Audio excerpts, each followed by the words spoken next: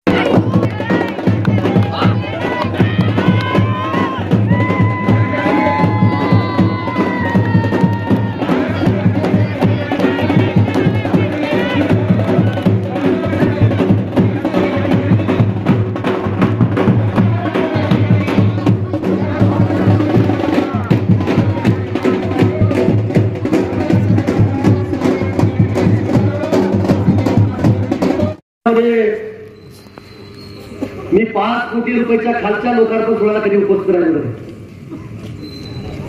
कधीच उपस्थित राहिलो. पण समीर भाईचा आग्रह होता आणि आमचे चांसलर कुलशी सरांचा आग्रह होता की भाऊ आपण 2019 ला आपण एक मीटिंग घेतली होती. त्या मीटिंग मध्ये आम्ही तुम्हाला काही या भागातील समस्या आम्ही सांगितल्या होत्या.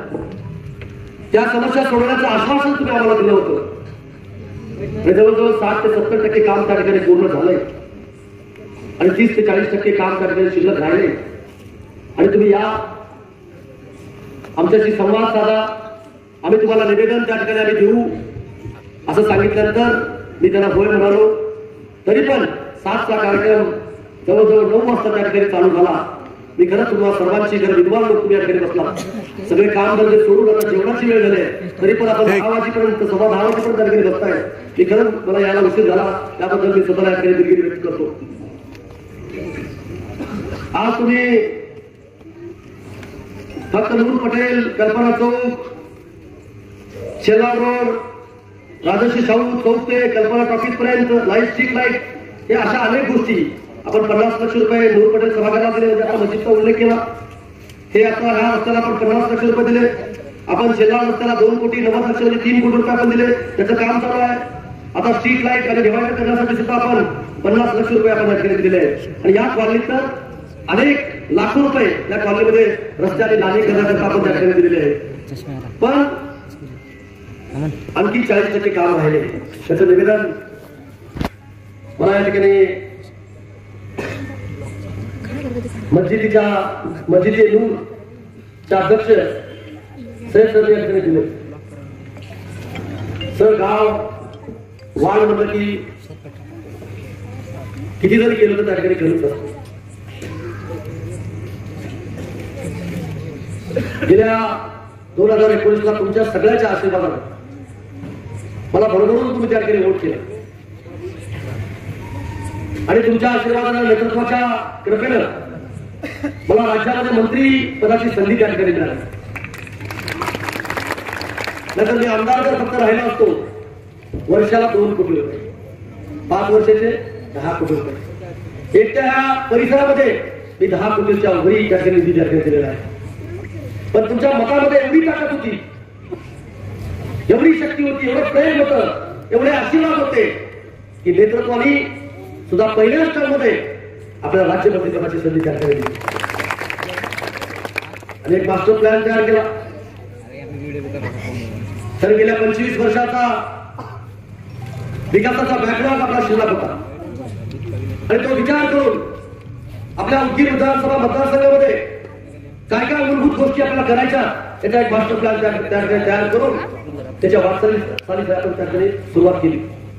आज कर्ज चांसर असतील, प्राध्यापक मुकुल आंबेडकर असतील, हे सगळे विद्वान लोक आहेत. त्यांनी मतदारसंघावरती जिल्ह्यावरती बोलायला पाहिजे. हे म्हणून पटल्यामध्ये तर एखादा नगरसेवक सुद्धा बोलेल, सरपंच सुद्धा नगरसेवक बोलेल. पण आज तुम्ही पाहताय आस्थापन ते उदगीरचा रस्ता, जर तुम्हाला नागपूरला जायचं असेल किती त्रास होता मला सांगा.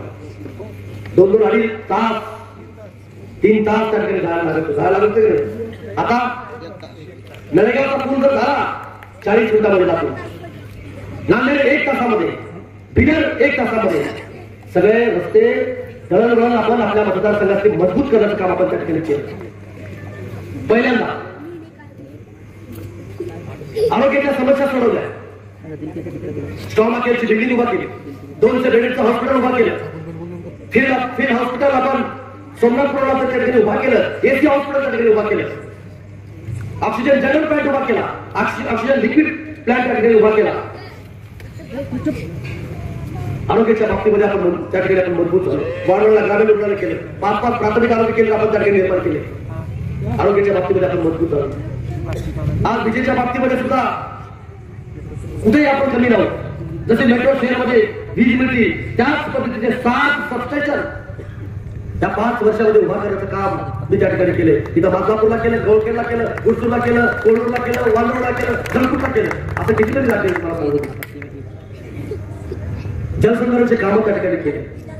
शेतकऱ्याच्या जीवनामध्ये आर्थिक क्रांती घडावी म्हणून स्वर्गीय विलासराव देशमुख साहेबांनी त्यांच्या मतदारसंघामध्ये, आपल्या नाही, लातूरमध्ये मांजरा नदीवरती बॅरेजेस उभा केले. आज त्यांचे कारखाने त्या उसावरती चालतात.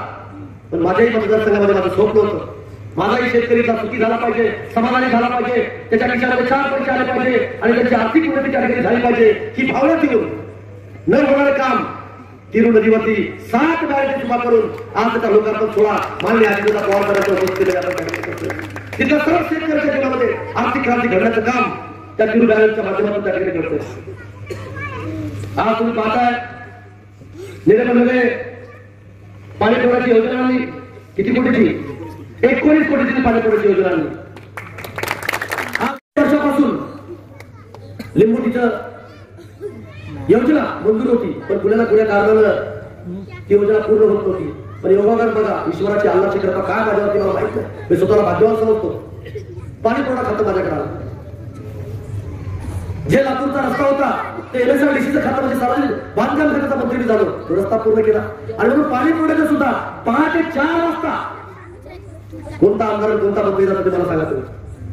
लातूरचा कलेक्टर, नांदेडचे कलेक्टर, संभाजीनगर औरंगाबादचे विभागीय कमिशनर या सगळ्याला घेऊन लिंबोटी धरणावरती त्या ठिकाणी गेलो. तिथे लोकप्रतिनिधी आपल्या मतदारसंघामध्ये पाणी आणायला विरोध करत होते आणि तो जागा पकडून आम्ही त्या ठिकाणी ही खोदली आणि आज ती पाईपलाईन पूर्ण झाली आहे. त्याचाही लोकांना सोडा आपण त्या ठिकाणी करतोय. आज सगळ्याच्या घरी नवीन करायचे आलेच तरी सगळं पाण्याच्या बाबतीमध्ये आपण सक्षम झालो. आज आपल्याला अनेक वर्षापासून इथल्या जनतेची मागणी आहे की जिल्हा निर्मिती झाली पाहिजे. 16 ऑगस्ट 1982 ला लातूर जिल्हा झाला. त्याच्या लातूरची मागणी उदगीर होता. उदगीर खरा शिक्षणाचा पॅटर्न कुठून झाला? उदगीर. ही नगरी कुणाची आहे? उदयगीर बाबा आणि खाजा सदरुद्दीन भाषाची नगरी आहे. राष्ट्रपती महोदयाच्या उपस्थितीमध्ये हे 2 वाक्य मी वापरले त्यालाही ताकद लागते. आणि तेच मागणी धरून जिल्ह्याला जे काही इन्फ्रास्ट्रक्चर लागतं ते सगळं इन्फ्रास्ट्रक्चर उभा करण्याचं काम तुमच्या सगळ्यांच्या सहकार्यानं आपण उदगीरमध्ये त्या ठिकाणी केले.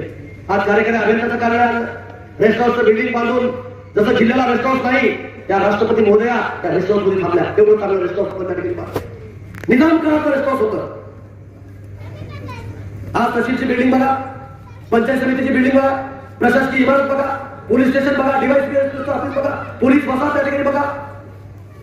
म्हणजे जिल्हा निर्मितीला ज्या ज्या इन्फ्रास्ट्रक्चर लागतं ते सर्व इन्फ्रास्ट्रक्चर उभा करण्याचं काम तुमच्या सगळ्यांच्या आशीर्वादानं आपण त्या ठिकाणी उभा केले. फक्त आता जिल्हा व्हायचं बाकी आहे. आज इथं अहमद सर बसले, उर्दूचे प्राध्यापक आहेत. लातूर जिल्ह्यामध्ये आतापर्यंत मला कोणावर टीका करायची नाही आणि माझा स्वभाव पण नाही. अखिल भारतीय मराठी साहित्य संमेलन लातूर जिल्ह्यामध्ये कधीच झालं नव्हतं. आतापर्यंतच्या इतिहासामध्ये भारत स्वतंत्र झाल्यापासून तो मान, तो सन्मान कुणाला मिळाला? उद्गीरकरांना मिळाला. आणि भव्य चित्र असं अखिल भारतीय मराठी 95 साहित्य संमेलन आपण दिमागामध्ये त्या ठिकाणी करून दाखवलं आणि आपल्या उद्गीरकरांना जिल्ह्यातच नव्हे तर महाराष्ट्रात तर देश पातळीपर्यंत पोहोचण्याचं काम आपण त्या ठिकाणी केलं. सांस्कृतिक अनेक कार्यक्रम घेतले.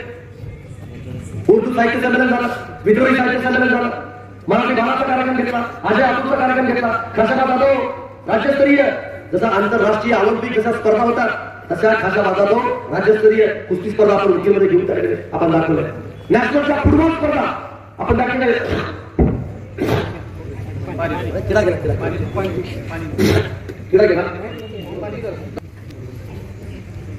अशा अनेक गोष्टी मला तुम्हाला सांगता येईल. तुम्ही उघड्या डोळ्याने त्या ठिकाणी पाहत आहे. आता समीर भाईने बोलल्याप्रमाणे तुम्हाला मला विनंती करायची, नम्र हात जोडून विनंती करायची, मला अजिबात राजकारण करायचं नाही. मी एक सर्वसामान्य कार्यकर्ता होतो, आजही आहे आणि उद्याही राहणार आहे. कधी मंत्रिपदाची मस्ती माझ्या मस्तकात कधी उडली नाही. कोणत्याही माणसाला, कोणत्याही व्यक्तीला, कोणत्याही समुदायाला कधी आलेली मी कधी केलेली नाही आणि करणार सुद्धा. हे आमदारकी, हे मंत्रिपद लोकांच्या काम करण्यासाठी आहे. हे कुणा जातीला दुखवण्याकरता नाही, हे कुणा धर्माला वाढवण्याकरता नाही. हे फक्त आणि फक्त आपल्या मतदारसंघाचा विकास, आपल्या मतदारसंघातल्या जनतेला मूलभूत गरजा पुरवण्यासाठी हे त्याचं पद आहे. आज उदयगिरी बाबाचा किल्ला बघा जाऊ, अतिशय चांगल्या पद्धतीचा किल्ला आपण त्या ठिकाणी केला. आज भावकीचा मठाला आपण त्या ठिकाणी पैसे दिले, चांगल्या पद्धतीचा मठ त्या ठिकाणी होतो. आज आपण 20 सेवा लिंगायत दोन आपण त्या ठिकाणी उभा केले. आज मराठा समाजाच्या बांधवासाठी मराठा सेवा संघाच्या कार्यकर्त्यांनी स्वतःच्या खिशातले पैसे खर्च करून जमीन विकत त्या ठिकाणी घेतली आणि त्याला सुद्धा माझा हातभार त्या ठिकाणी लावला आणि 10 कोटी रुपये मराठा समाजाच्या बांधवाला मराठा बांधवा कार्यकर्ता त्या ठिकाणी दिला. माझा मुस्लिम बांधव सुद्धा इथं मोठ्या प्रमाणावर आहे. त्याही बांधवानं माझ्यासाठी दिवसाची रात्र करून, माझ्यासाठी मेहनत करून मला निवडून आणण्याकरता खूप प्रयत्न केले होते. त्याही बांधवासाठी आपण काहीतरी केलं पाहिजे. त्या भूमिकेतून मला अनेक मुस्लिम बांधवाच्या, सामान्य व्यक्तीच्या सुखदुःखामध्ये मला त्या ठिकाणी मी जात असतो, मी पाहत असतो. अनेक ही आजही सर्वसामान्य मुस्लिम बांधव लग्न आलं किंवा कुठला कार्यक्रम घ्यायचा म्हणजे की अडचण द्यायची आणि म्हणून त्यांनी मला सांगितलं की भाऊ आम्हाला एक शादी खाना करून द्या. किती पैसे मागावं? फक्त 25 लाख रुपये मागितले. तो विचार केला. हैदराबादचं बॉर्डर निकाललं आणि हैदराबादचं बॉर्डर आल्यानंतर पहिल्यांदा सांगितलं 2 कोटी रुपयाचं. 2 कोटी दिले. तो कॉन्ट्रॅक्टर मला 2 कोटी रोज आहे, परत 3 कोटी पाहिजे. 3 कोटी दिले, 5 कोटी झाले. परत म्हणले 1.5 कोटी पाहिजे. 1.5 कोटी दिले, 6.5 कोटी झाले. परत म्हणले आता इलेक्ट्रिशियनला आणि फर्निचरला 1 कोटी झाले. 1 कोटी 7.5 कोटीचं भव्य दिव्य असं लातूर जिल्ह्यामध्ये कुठेही शादी करणार असेल, हा माझ्या उकीलमध्ये करून दाखवला. तुम्ही जाऊन बघा, तुम्ही बाहेरून बघितला असाल तुझं, तुम्ही एकदा मध्ये जाऊन बघा. पण ती जागा, हे 7.5 कोटीचं नुसतं साधेगार आहे. ती जागा किती कोटीची आहे विचारा तुम्ही. 10 पट त्याची किंमत आहे. आता इथे रेकॉर्डिंग चाललंय, सगळीकडे फिरत काही बोलत नाही. 10 पट त्याची किंमत त्या ठिकाणी आहे. ती शासनाची जोडून देण्याचं काम मी त्या ठिकाणी केलं. आज मला माझ्या मुस्लिम बांधवांसाठी अनेक बोलण्यामध्ये विकास कामाकरता मी त्या ठिकाणी निधी दिला. हे माझं कर्तव्य होतं आणि ते मी केलंच पाहिजे. मी कोणाला उपकार करत नाही. हा पैसा काय माझ्या घरून येत नाही, हा पैसा तुमचा आहे. पण विजय असणारा, काम करणारा आमदार त्या ठिकाणी लागतो. सर्व जाती धर्माला, सर्व समाज व्यक्तीला आपण त्या ठिकाणी गेली जुळून गेलं पाहिजे, हे त्याची भावना असली पाहिजे. आणि सत्तेमध्ये जर नसतो मी आणि सत्ता जर माझ्याकडे नसती तर 6-6.5 हजार कोटी रुपये मतदारसंघामध्ये आणू शकलो असतो. आज ही सत्तेमध्ये राहून मी, मोराजी, आज ही सत्तेमध्ये राहून मी, आज आम्ही 3 मंत्री मुस्लिम समाजाचे कॅबिनेट मंत्री आहे. तुम्ही सांगा मला कोण 3 आहेत?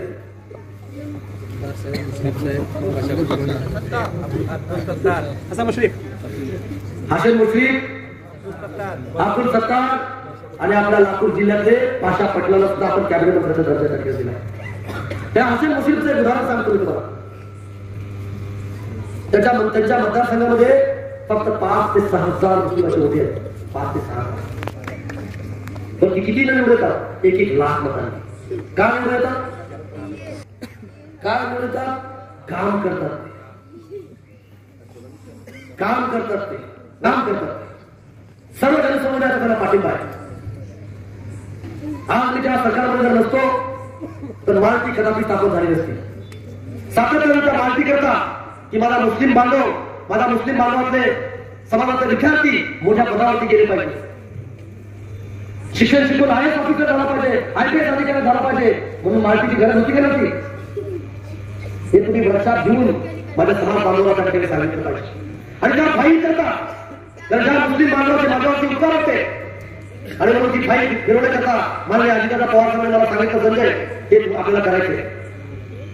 म्हणून विधिमय न्याय सेक्रेटरी मी गेलो, प्लॅनिंग सेक्रेटरी मी त्याकडे गेलो, फायनान्स सेक्रेटरी मी त्याकडे गेलो, JD सामान्य प्रशासन सेक्रेटरी मी त्याकडे गेलो आणि कॅबिनेटमध्ये त्याकडे प्रस्ताव आलो.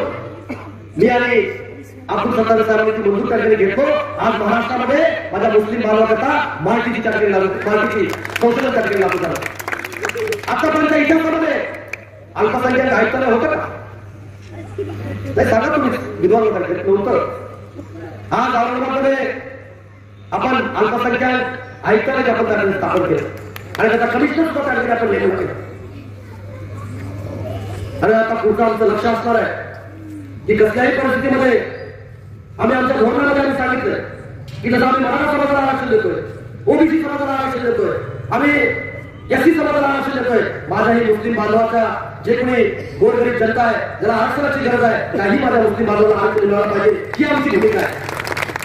आम्ही ज्या महायुतीमध्ये असलो तरी आम्ही सर्व समाज घटकाला घेऊन चाललो ही आमची भूमिका त्या ठिकाणी आहे. आज आपल्या मतदारसंघात मी सांगता आम्ही बऱ्याच गोष्टी राहिल्या.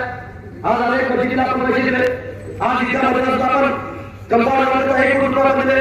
सगळे वाचले अनेक दर्ग्याला आपण त्या ठिकाणी पैसे दिले. आज मला कसल्याही परिस्थितीमध्ये मुलींचं वसतिगृह त्या ठिकाणी चालू करायचं होतं. अल्पसंख्याक मुलींचं वसतिगृह तयार झालंय. तुम्ही जाऊन त्या ठिकाणी बघा. येणाऱ्या कार्यक्रमामध्ये तिथं ऍडमिशन अल्पसंख्याक मुलींची त्या ठिकाणी होणार आहे. आणि भविष्यामध्ये आपला उर्दू भवन माझ्या उद्योगमध्ये त्या ठिकाणी करायचे. जागेचा शोध त्या ठिकाणी घेतो. तुम्ही सगळेजण समोर आहेत म्हणून बोलत नाही. अगोदर मला डोक्यात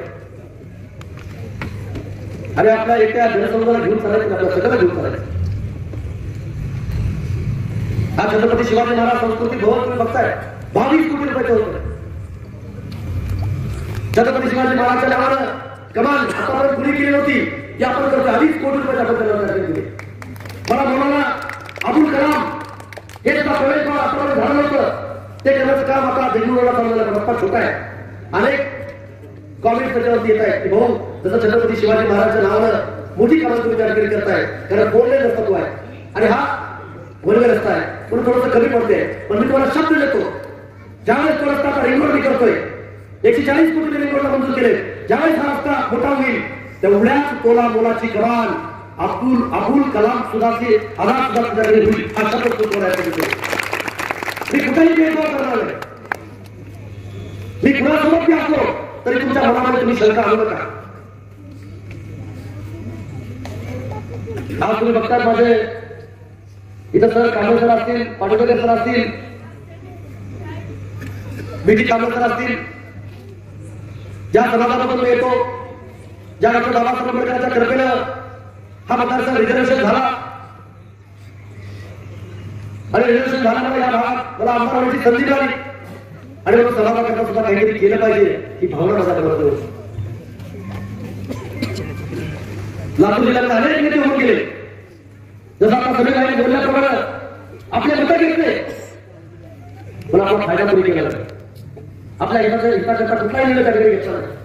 आणि म्हणून आमच्या सुद्धा समाजामध्ये मला कुणी मागणी केली होती. पण जगाला शांतीचा संदेश देणारे तथागत गौतम बुद्धाचं बुद्धिविहार माझ्या बुद्धीमध्ये झाला पाहिजे ही माझी भूमिका होती. पुन्हाच महाराष्ट्रामध्ये 1 नंबरचं बुद्धिविहार माझ्या बुद्धीमध्ये त्या ठिकाणी होते आणि त्याचं उद्घाटन महामहिम राष्ट्रपती मोदींच्या उपस्थितीमध्ये आपण त्या ठिकाणी केलं. का तर माझ्या बुद्धीचं नाव पूर्ण जगामध्ये त्या ठिकाणी झालं पाहिजे ही त्या मागची माझी भावना त्या ठिकाणी. 4 सप्टेंबर हा दिवस उदगीरमध्ये सोनेरी अक्षराला लिहिलेला दिवस म्हणून त्या ठिकाणी गणला जाईल. राष्ट्रपती महोदय आल्या, उद्घाटन केल्या, महिला मेळावा झाला म्हणून म्हणत नाही, पण राष्ट्रपती महोदया जिथं जिथं कार्यक्रमाला जातात तिथं तिथं त्यांना रेल कार्पेट असते. प्रोटोकॉल प्रमाणे त्यांना त्या ठिकाणी जावं लागतं, त्या ठिकाणी राहावं लागतं. पण आदरणीय या देशाच्या महान राष्ट्रपती आदिवासी आहेत, सगळं जीवन त्यांचं आहे. पण हा सगळ्या लोकांना तुम्हाला पाहून ते भारावून गेल्या. 2 ते 3 लाख लोक त्या कार्यक्रमाला उपस्थित होते. त्या अक्षरशः रस्त्यावर उतरल्या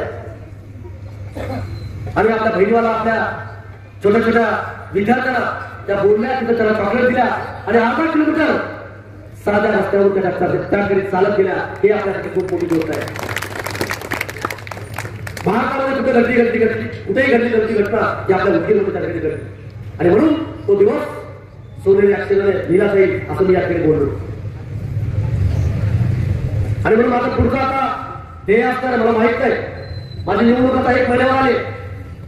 तुम्ही स्वतःच्या छातीवरती हात ठेवून आपण विचार करायचा.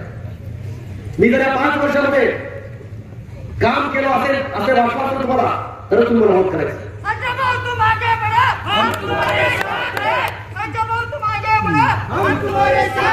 तुम्ही स्वतःला विचारायचं. माझ्या घरातले कुणी नाही, नाही तर माझा कुठला कारखाना नाही, माझ्या कुठली संस्था नाही. कुणीतरी येतील, प्रचार करतील, तुम्हाला सांगतील, काही नाही. माझ्या घरातले माझे भाऊ बंधू कुणी असेल तुम्ही तुम्हाला प्रचार करावा लागेल, तुम्हाला प्रचार करावा लागेल. मी निवडून आलो, तुम्ही निवडून आला. मी आज मंत्री जरी असलो तरी मी सगळे मंत्री या ठिकाणी समजतो, सगळे मंत्री या ठिकाणी समजतो. म्हणून आता तुम्हाला सगळ्यांच्या आपल्याला आणखी हे तर प्राथमिक गरजा मी पूर्ण केल्या जातील. प्राथमिक गरजा जे तालुक्याला की जिल्हा स्तरावर नेण्याकरता ज्या गोष्टी लागतात त्या गोष्टी मी फक्त पूर्ण केल्या. माझं पुढचं ध्येय काय असणार आहे बोला. माझं पुढचं ध्येय असणार आहे आज प्राथमिक आरोग्याच्या बाबतीमध्ये ज्या गोष्टी लागतात त्या आपण पूर्ण केल्या.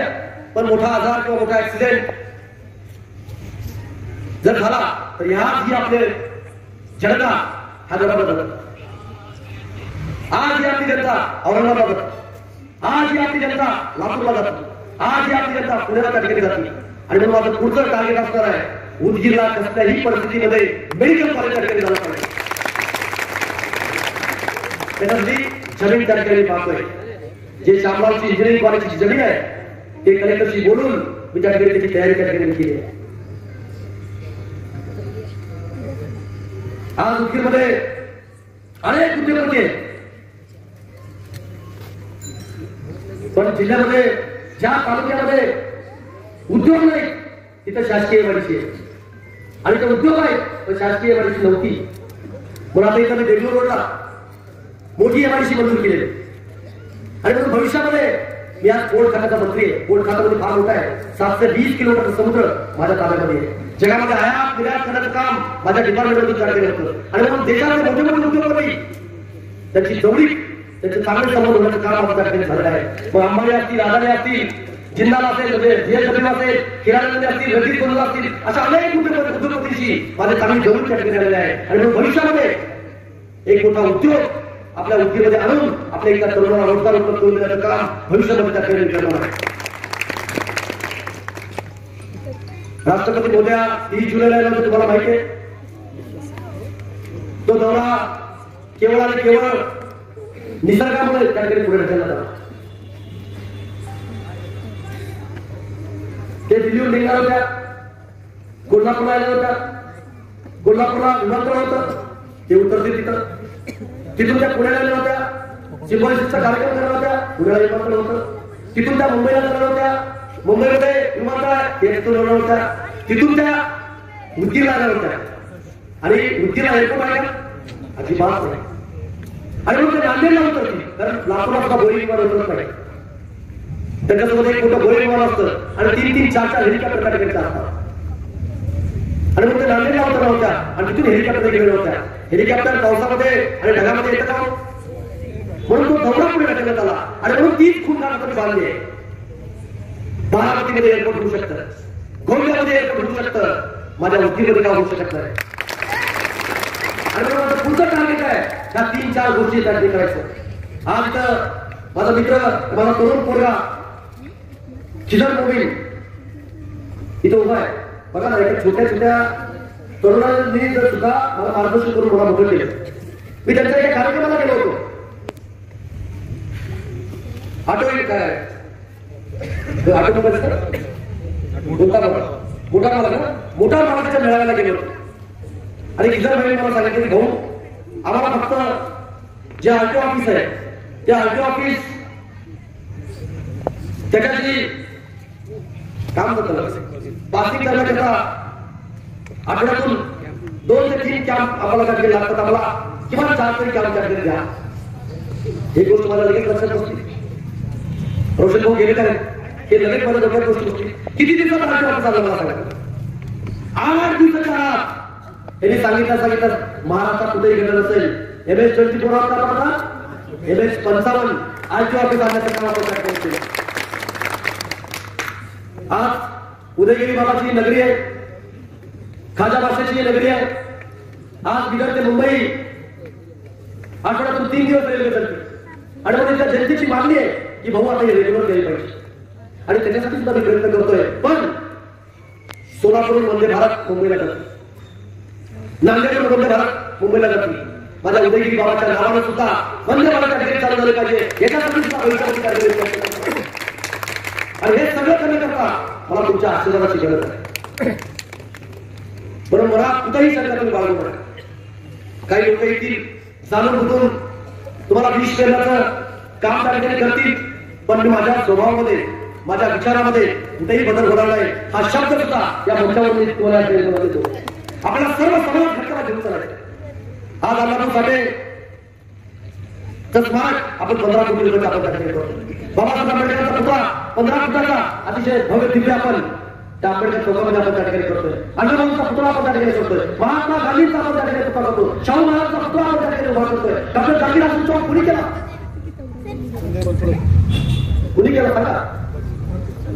जाणूनपूर्वक काही राजकारणी लोक त्याच्या आड येत होते. त्याला राजकारण करायचं होतं आणि म्हणून ते बांधून त्या ठिकाणी ठेवलं होतं. पोलीस बंदोबस्त त्या ठिकाणी ठेवला होता. त्याला राजकारणाची गोळी भरून घ्यायची होती. मला घ्यायची नव्हती.